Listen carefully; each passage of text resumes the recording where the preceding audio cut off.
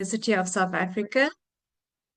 We have our main campus in Pretoria, and our science campus where I'm based is in Johannesburg.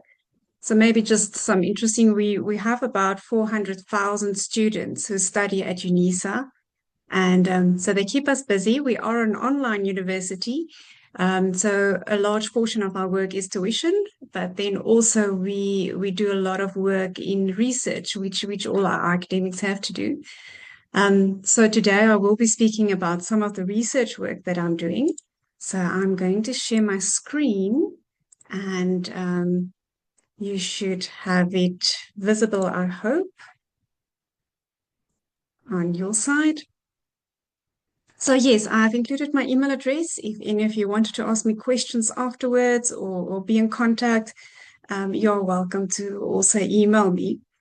So we'll be talking today specifically about the information security culture, which is a research topic that falls within information systems, but it focuses specifically on the human or the socio-technical aspects. So I'll take you through some of the research that we've developed and then also future research opportunities. If this is a area that you're interested in, maybe for your own research or for the students who want to pursue further research projects, this is a very exciting topic to work in. So we will talk about some of those areas.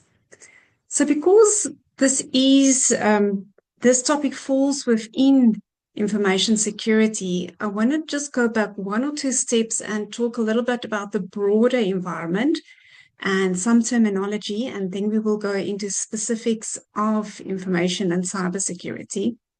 So I think we all know, and you would know from computer science students, that the digital technologies are applied across the value chain in our organizations. And we are seeing a lot of creativity and innovation within the business, specifically with the artificial intelligence and cloud computing, the robotics, all of that you would be familiar with.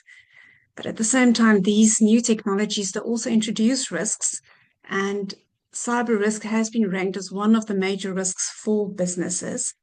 Some of the top incidents that the organizations are experiencing would be the malware, phishing, and ransomware attacks. And these result in data breach costs. And we are continuously seeing the rise in these costs for business. And some of the reports also report on our C-level executives, and they are faced with numerous internal challenges. They have to modernize the business, they have to improve technology, they also have to make sure that their cyber defense is in place, while they also have to comply with any cyber or data privacy regulations, which are asking for transparency and reporting on their data breaches. But the challenge is they have to do this within the capabilities that they have and the resources that they have within the organization. On the one side, they require a skilled workforce who would be implementing the digital solutions for them and protect the business from the cyber attacks. But we are seeing a major cybersecurity skills gap globally. And I think this also speaks directly to the students, as this is a good profession to choose to work in and to progress in one's career. They are estimating there's a gap of about 3.5 million skilled workers in the cybersecurity profession. And from a gender perspective, they're also finding that women is significantly underrepresented. Worldwide, there's about 25% females working in cybersecurity. Australia, approximately 17%, and Africa, where I'm based, it's about 9%, and which then means that 91% of the workforce would be males working in this profession. We also see that on the other side, 74% of the breaches involve the human element. So that would be your employees. They could either misuse their privileges, they could use stolen credentials, they might just be ignorant and introduce errors to the systems, or they become victims of social engineering. So we are sitting with a situation where we have a workforce that is underrepresented. We don't have enough skilled workers. And the employees that we do have in the organization are also introducing risks to the cybersecurity systems, to the protection of the information. So with the lack of skills, together with this human element that introduces risks, it's affecting the organizations in protecting their data, which then leads to reputational damage, could lead to financial loss, affect the customers' trust. There could be regulatory fines. And we've also seen in some of these data breaches that organizations have increased their service and product prices following a data breach. At the moment, at least 40% of CIOs or CEOs indicate that their organizations, if they continue in their current state, they will not be economically viable continuing.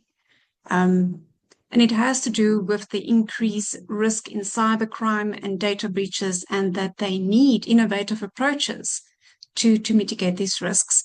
So those organizations that are proactive in preparing and adapting for the digital technologies and cyberspace, but they need to have skilled workers to assist them in this, they will build resilience to respond better and come up with solutions for value for the business.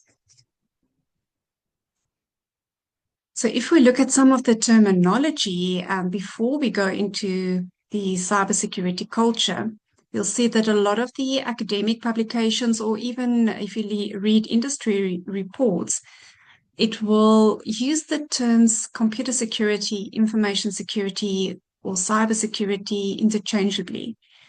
So if we look at computer security specifically, it focuses on the confidentiality, integrity, and the availability of the hardware, software, and data. If we consider information security, it also incorporates the protection of the information, and that information for a company or a university could be in hard copy, electronic copy, but we also need to protect it from the threats and vulnerabilities. And in an organization, especially if you look at companies going and performing internal or external audits, they would look at the information lifecycle across all the phases, from when the information is collected, the storing thereof, the transferring, right up to the deletion of the information, and making sure that the controls are in place from a people, process, and technology level. Once the hardware are then connected to a network like the internet, we use the term cyber. So we then refer to it as cyberspace. And in cyberspace, any of the components could be at risk, either the computers, the databases, the network, or the infrastructure. And it could then be caused through malicious actors as well as by human error or negligence, which would typically be then the employees. So if we look at cybersecurity, that would be where we put controls in place and protection for the computing devices as well as the users in cyberspace. So if we look at cybersecurity, incorporating computer and information security, it looks at the users in their personal capacity. It could be a work context, maybe a community, but it can also expand as wide as a national or international level of a network that we need to protect. So for the remainder of the discussion, we will use the term cybersecurity, looking then specifically at cybersecurity culture. So a cybersecurity culture, as I mentioned earlier, focuses on the human element and looking specifically at the way that humans do things in an organization and how they would interact with the organizational systems as well as with cyberspace when they process organizational information and use the system. So it's that interaction and behavior of the employees. When you look at academic publications, most of the publications would have built the definition of cybersecurity culture on Shine's definition of the organizational culture. And that is looking at cybersecurity culture being defined then as a natural aspect in the daily activities of every employee. So it's the activities when they interact with the information systems of the organization. And one would be able to identify such a culture if you look at 3 levels, which then relates to what Shine identified for an organizational culture. So one would look at artifacts, things that you would see in the organization. For example, if you look at organizational culture, the way that the employees would dress. If you look at values, it could be encapsulated in their strategies or their philosophies, and then also the underlying assumptions and beliefs of the employees. If we then look at cybersecurity culture, it would then be those shared beliefs, the values and the assumptions of the employees, and what they have about information and cybersecurity. How should they protect the information and systems? And it's influenced by a number of internal and external factors in the organization. Then over time, these interactions become the way things are done, and it becomes the culture. So a security artifact could be that there's access cards, awareness posters. Values could be we value confidentiality and honesty, protecting client information, would, for example, be an assumption or a basic belief. So the cybersecurity culture in the organization will develop through the direction of the senior management. And together with the policies then and other factors like training and awareness over time, this will become the way things are done in an organization. So one would often see in an organization that you have different types of cultures. There might be a dominant culture that the majority of the employees would be implementing and doing things. And then there could also be subcultures where there would be differences in how they believe information should be processed and handled. These differences could be between age groups. It could be between different departments, if you look at an HR or an IT department. So these different subcultures could also be evident in an organization. And some of them could then introduce more risk as other subcultures in the organization.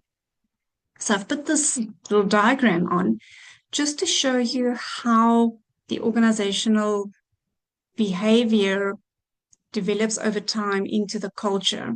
So it really starts off with the management in the organization and the senior leadership, which would typically be your chief information security officer. And if they've got representation on the board, and they would set the IAS or information security or cybersecurity strategy and vision of management. And that would then direct the security policies in the organization into which your legal and regulatory requirements, like your UK Data Protection Act, would be incorporated. And that would influence the employee behavior together with certain external factors. For example, technology changes, maybe there's an uptake of AI in the organization, as well as some internal factors. There could be different ways of doing things from an organizational, a group, or individual level in the organization. And then over time, that would form an organizational culture of which a cyber or information security culture is a subset, with then your dominant and subcultures that you will see across the organization. So some of the external factors that could influence it could be your national culture, maybe social culture factors or technology factors, and then also a number of internal factors. For example, the internal state of the organization, the management factors, looking at, for example, do they have certain change management processes in place? What's their awareness and training? Is there induction training that's been done? Is there consequence management? On a human factor level, there could be influences from the emotional condition of employees. There's reports lately showing that in the information security industry, there's a lot of burnout under employees, specifically in our profession, cybersecurity, the emotional condition, personalities, all of that could influence the cybersecurity culture, as well as trust factors between the employees and management, between employees and HR, or employees and IT, as well as with the customers. And these could all influence the state of the cybersecurity culture. So ideally, what organizations would want is a strong, a good, or an ideal cybersecurity culture. So if we say ideal, it would typically mean where the information is protected. There's limited security incidents. All the employees are aware and have knowledge of how to comply. They're adequately trained. There's awareness and communication happening about the security policies. Employees exhibit conscientious behavior. There's leadership, commitment, and support. And there is a caring behavior towards the protection of information. What we need to remember is in a cybersecurity culture context, yes, it focuses on the human behavior, but the technology controls must also be in place. And having both the technology as well as the human side will aid in protecting the organization. Ideally, then, to minimize the threat that the humans or their employees would then pose to the protection of the information. So this diagram shows 4 typical cultures that could exist in an organization. And ideally, one would work towards the totally aligned culture where you have a strong or a positive culture. If you compare it to the others, the integrity and compliance type of culture, that is where the organization is continuously aiming to improve the security compliance of the organization. They still have incidents, they still have errors, they might do ad hoc training and awareness, and there's improvement required. On a reactive level, there's very limited attention paid to cybersecurity and information security on the organization side, and everything is conducted in a reactive way. So one would aim for the totally aligned cybersecurity culture with proactive interventions to guide and foster the strong cybersecurity culture. So we've done some research in cybersecurity culture, and one of the interesting studies that we've done is a survey which we sent out to 512 people in industry, and we asked them questions about what they understand about cybersecurity culture. And we got some interesting results back from this study, and we used that results to develop an organizational information security culture model. And we identified first from literature and then using the responses from the survey to build the external and internal factors of what would one define as a cybersecurity culture and how would one depict that in a format that could be understood. So you'll see the diagram on the screen, and it shows the 20 internal factors that could influence the cybersecurity culture, as well as your external factors, and then typical top traits that you would have in an organization if there is an ideal cybersecurity culture. And then we use the literature together with the industry feedback to put together an information security culture definition. So I think what's interesting from this for academia as well as for students who pursue further research is something like this can be used to customize for certain industries or for certain organizations, for certain departments, and one would be able to even take it to a further level to say, but on an empirical level, which of these organizational factors have a strong impact on the cybersecurity culture, or which of the human factors have a strong correlation to improve the behavior and to lead to the ideal culture. So one can look at these type of models and frameworks to take it to an empirical level to test some hypothesis as well. It hasn't been done yet, so I'm mentioning it as something of future work that one could still consider. Then just, if you have a cybersecurity culture in your organization, how would you measure it? So one also needs to think of, if I know the as-is state, how can I direct it to the state that I want it to be? So there are various publications and different methods that one can use. Some researchers use a mixed method with interviews. They would do document reviews of the policies. They look at the incidents in the organization. They'll do observations. Others would use surveys. Some studies use a combination. But one also needs to consider what would be practical for an organization to do and cost effective. So one of the things that I was involved in and developing was the information security culture assessment. It's a questionnaire that we validated and that organizations can use to measure or understand what is their as is cybersecurity culture. So it was after developing it and publishing it academically, we further validated it statistically for industry application and also added a construct for privacy to measure an information privacy culture. So both these questionnaires are published and one can use it and adapt it or change it or further do the questionnaire validity and reliability in different populations as well. We have implemented what we call it the ISCA questionnaire in 5 banks in South Africa. One of them did the study across 12 countries and the other one across 31 countries. We also did it in a mining, an audit firm, a financial institution, a consumer market, and a government organization. So what was interesting of these surveys is when we compared the as-is to the follow-up surveys that were conducted. In one of the banks, we repeated the ISCA 4 times over 8 years, and we found that the means of the constructs that we measured improved significantly from one assessment to the next. So why it improved is because we identified the as-is, and based on what we found in the survey, we identified corrective measures. What would be the interventions that the organization needs to implement to improve on the developmental areas? They would then implement those, and we would do a follow-up survey a year or 2 years later. And then from there, go through the same exercise again. And we've seen very positive results from this, as you can see in that table. So this is sort of the approach that was used in the bank.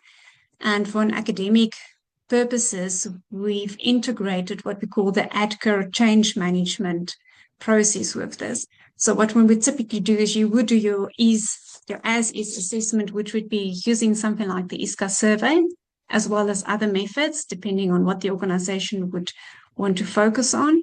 And then from there, take the results and define your cybersecurity culture strategy. You would look at your top 10 statements that came out, your bottom 10. You would look at the constructs that came out low, and you would identify your developmental areas. And then you would incorporate a change management team to assist with the management of the interventions. And you would obviously need to look at a sponsorship model, who would budgets, looking at project management to then implement all the changes. And then you would go through the ADKAR phases. So the A stands for awareness. You would do awareness by the CISO. You would do departmental meetings. In this bank specifically, we did different awareness sessions to large groups of people in the bank to make them aware of the survey and the findings, so that they know where are we standing at and what are the risks in terms of security culture. Then you would go to the D, which is the desire. So you would have competitions, maybe targets, departments competing against each other, nominating role models. We also had focus groups where we went and engaged with the employees to understand more and help them to understand where they are heading and what they need to do to achieve the strategy. Then the K, that's for knowledge, to ensure that everybody and all the employees in the organization have that baseline knowledge of what is expected of me in my work when I process information. So for that, we developed a very nice brochure that summarizes the security policy of the bank. And we did, there was a website that they designed where all the policies were added. They did annual induction training, monthly induction trainings. So they did a lot of interventions to build the knowledge of the staff. And then the last A stands for ability to change. So there one would have additional sessions, maybe the brown bag sessions where they share stories of hacking or breaches or incidents that were stopped in the bank. The departments would also, for example, do self-assessments and so on. So after a period of time, one would repeat the security culture assessment and see where there were changes and if there are still areas that require improvement. So what's nice about the cybersecurity culture field, if it is something that you are interested in, maybe to do future research in or to become involved in industry in, is that it continues to evolve. It's a dynamic field. So we are seeing a lot of call for creativity and innovation in this space, which is needed because of the increase in cybercrime and how we need to protect the information and systems in the organization. So some studies have been done and they found that where there's creativity and innovation in the security function, those organizations would experience fewer cybersecurity breaches. They would be able to manage their cyber risk easily. They would have greater productivity and growth, etc.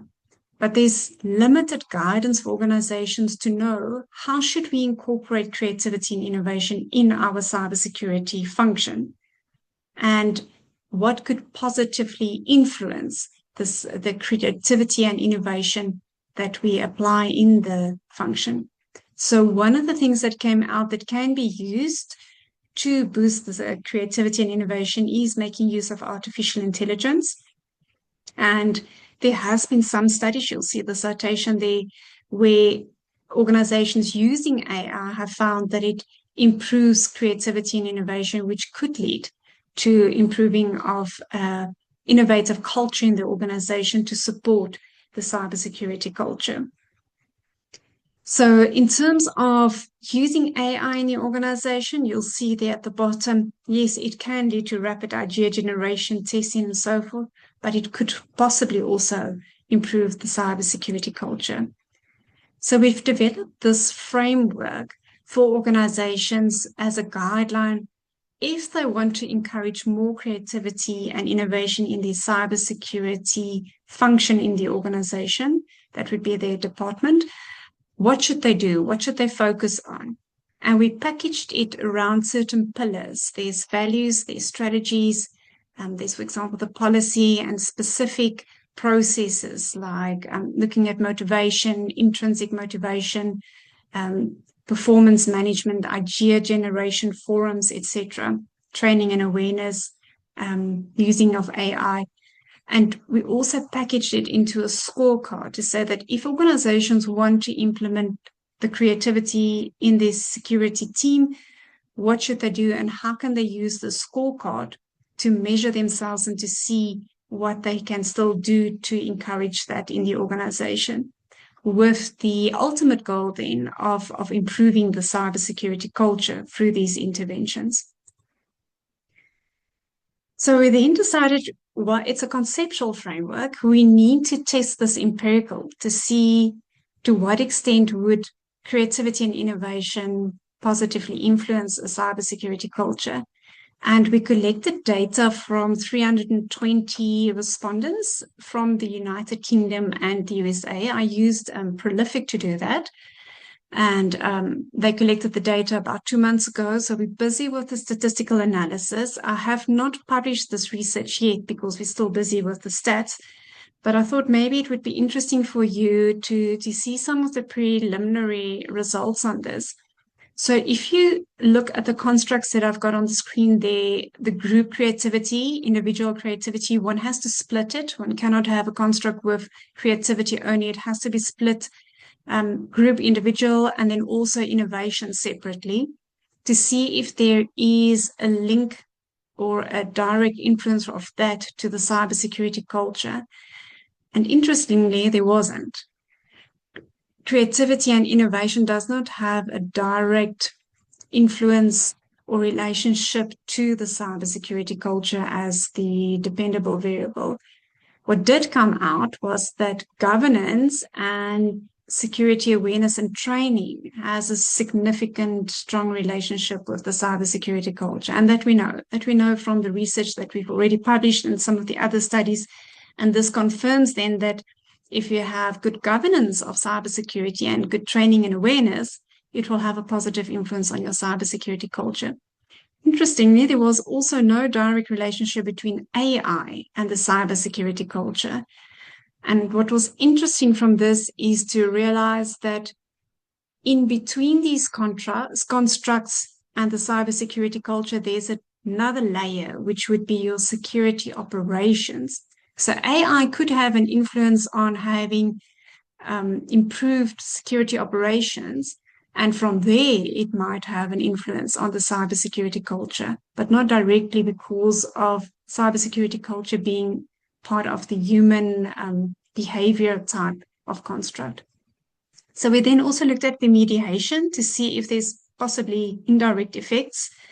And here we had 3 indirect effects that came out. So if you look at group creativity and the effect that it has on the cybersecurity culture, there's a mediation of between the education, training, and awareness as well as governance. So that would mean if you have cybersecurity education, training, and awareness, that it can significantly mediate the relationship between the group creativity and cybersecurity culture. So if you have group creativity, it might encourage more or better training and awareness, which in turn would strengthen the cybersecurity culture. So having that indirect effect, which was quite interesting. And then in all the others, there were no indirect effects.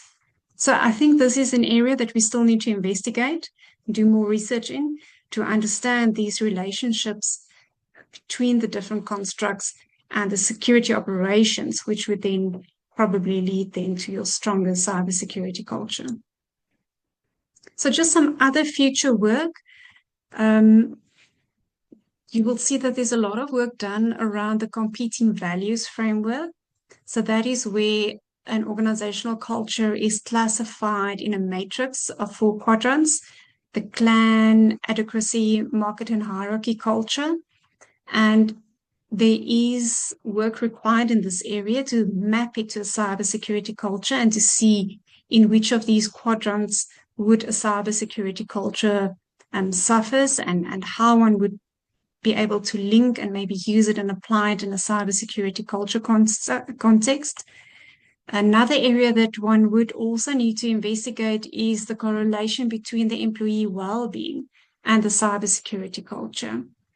Looking at burnout, looking at disgruntled employees, looking at how, if employees are overwhelmed at work and maybe working very long hours, if that would have an influence, and to what extent. Then also the incorporation of AI and any other legal requirements. It could be privacy, data privacy requirements, or acts, maybe looking at the EU AI Act, any national or international legislation that could be applicable to a specific jurisdiction, and to see how that could influence the national or international cybersecurity culture, especially if you look at multinational organizations with a footprint in different countries.